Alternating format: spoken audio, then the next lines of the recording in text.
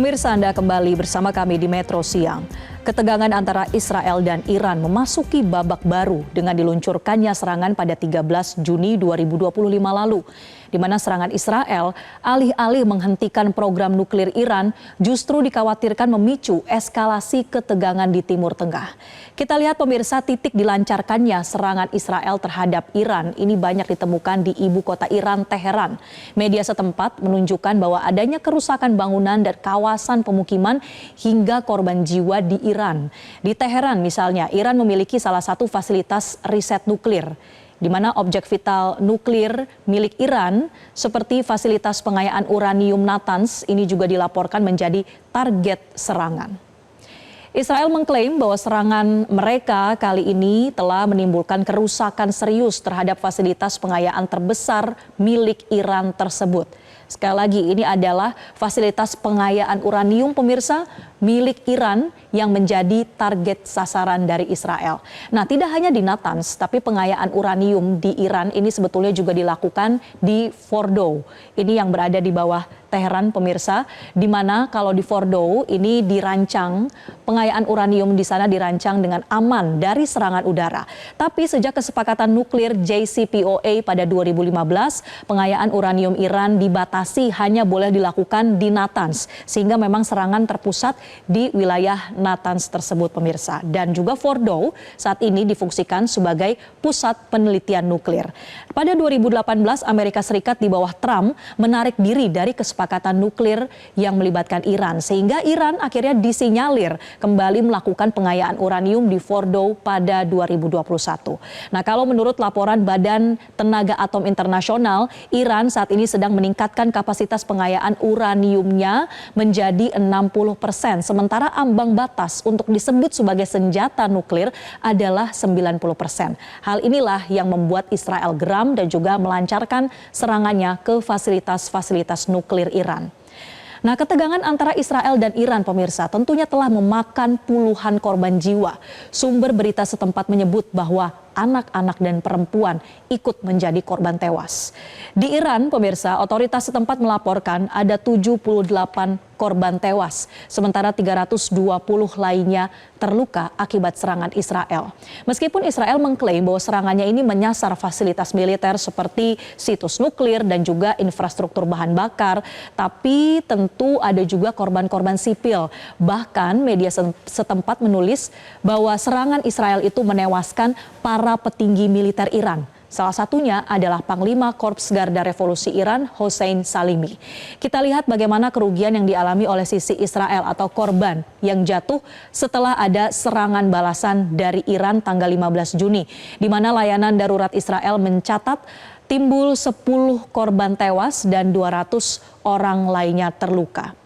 Dalam situasi ketegangan ini, pemirsa, bukan hanya Iran yang ternyata melancarkan serangan kepada Israel, tapi ini juga memicu ada serangan dari kelompok aliansinya seperti dari Houthi Yaman yang mendukung Iran untuk juga diklaim bahwa telah melakukan tembakan rudal ke arah Israel pada 15 Juni dari Houthi ke Israel.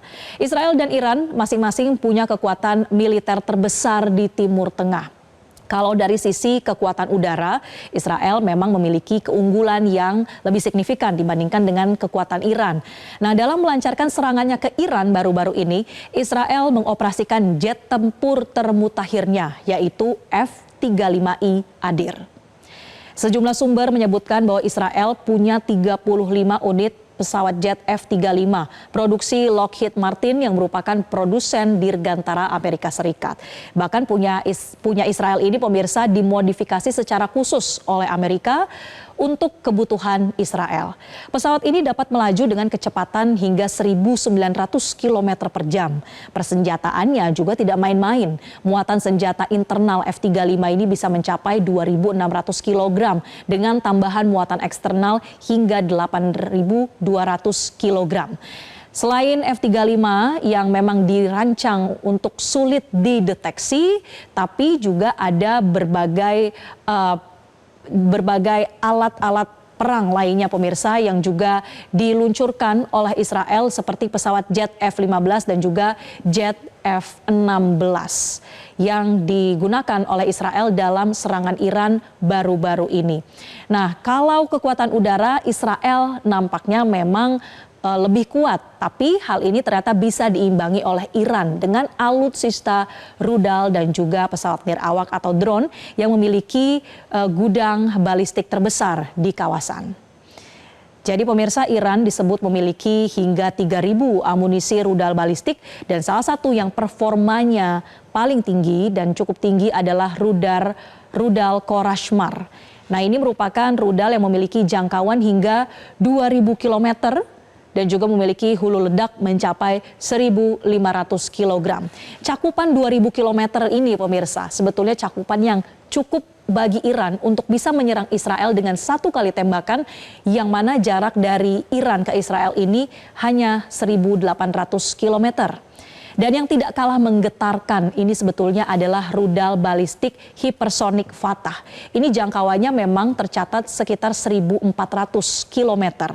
Tapi kalau menurut informasi terkini pemirsa, bahkan dalam serangan Oktober 2024 lalu, rudal Fatah ini juga digunakan untuk Iran menyerang balik Israel. Karena kenapa kemudian bisa digunakan? Itu artinya jangkauannya ini sudah ditingkatkan atau dikembangkan mencapai 1.800 km. Dan juga pesawat atau rudal ini maksud kami bisa bergerak dengan akurasi tinggi dan juga sulit untuk dilacak. Nah, satu lagi pemirsa kekuatan dari Iran yang memang bisa dikatakan ditakuti oleh dunia, yaitu pesawat nirawak atau drone kamikaze, drone bunuh diri bernama drone Shahed 136. Nah, ketika drone ini diluncurkan, ia akan mengenai sasaran dan juga ikut meledakkan diri. Nah, negara lain seperti China dan Rusia bahkan dikabarkan ikut meniru teknologi dari drone Shahed 136 ini. Karena salah satu kelebihannya, teknologi ini disebut smart and cheap atau pintar dan juga murah dan efektif. Hanya sekitar $20.000 Amerika Serikat atau jauh lebih murah dibandingkan dengan drone AS yang memakan biaya hingga jutaan dolar. Masing-masing negara tentu punya kelebihan dan kekuatan militernya. Tapi kalau secara garis besar pemirsa, kekuatan keduanya ini sangat tipis perbedaannya. Kalau Iran disebut-sebut ini berada di peringkat 16, tapi Israel hanya tipis di atasnya, yaitu di peringkat 15. Hanya berbeda satu peringkat. Menurut think tank International Institute for Strategic Studies atau IISS pada 2025, Iran memiliki 610.000 personil aktif, personil militer, dan ditambah dengan 350.000 personil cadangan, sehingga kalau ditotal sekitar 960.000 personil militer. Sementara Israel diperkuat dengan 170.000 personil aktif dan 460.000 personil cadangan. Kalau dari sisi kekuatan darat, kita lihat bagaimana jumlah tank dari kedua negara. Iran punya lebih dari 1.700 dan Israel dengan 1.300 tank. Ini menggambarkan kekuatan dari angkatan daratnya yang tentunya juga dilengkapi dengan artileri dan juga kendaraan lapis baja.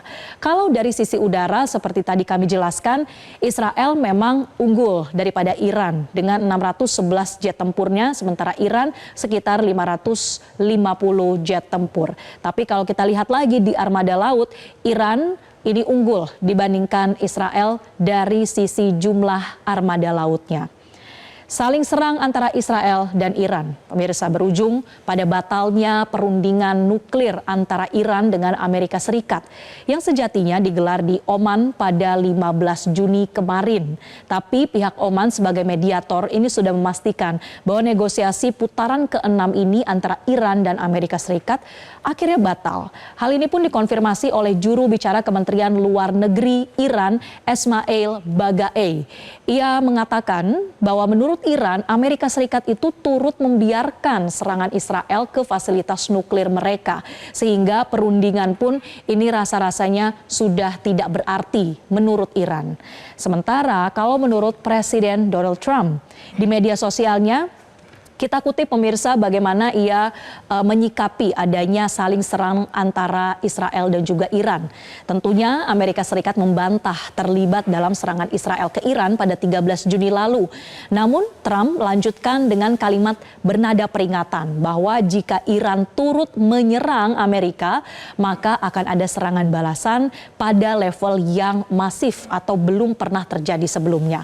Trump juga tetap yakin bahwa Amerika Serikat dapat menengahi antara pihak Iran dan Israel atau disebut mencapai kesepakatan dan juga dapat mengakhiri konflik kali ini. Jelajahi cara baru mendapatkan informasi. Download Metro TV Extend sekarang.